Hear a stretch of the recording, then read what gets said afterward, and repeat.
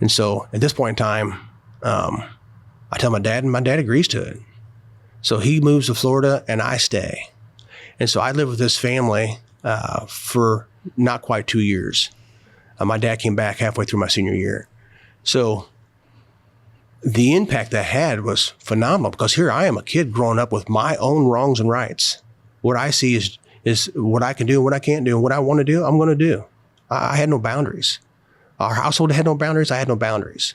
Now, when I say that, we grew up in a rough life. We had food. I never had to worry about if we was eating or a place that those things were supplied.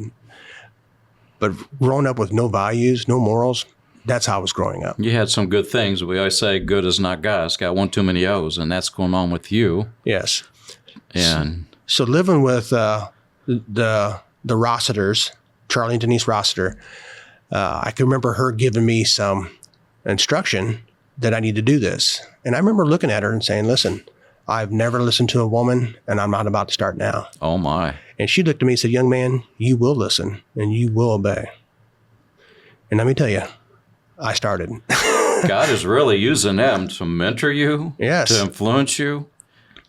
I mean, you can see he's always working, and somehow he's got this ultimate plan for your life as we hear this thing slowly unfolding. Yes. Because he brought them in there to begin to make that influence on you. Yes.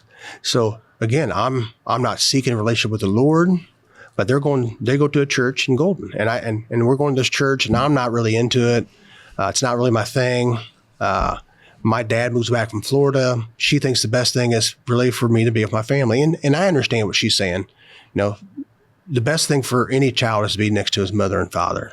I understand Biological mother, absolutely. if it's in the right situation. So my dad came back, and he had turned himself to the Lord. So while in Florida? Yeah. So he comes back, and now he has developed his relationship back with the Lord. He is restored.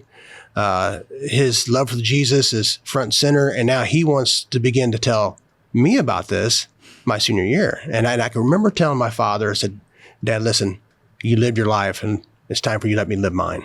Oh, my. And so you were bitter. I was bitter, and I held on to that, and I remembered that all these years that I said those words. God's allowed me to remember that. For a reason. For a reason. Amen.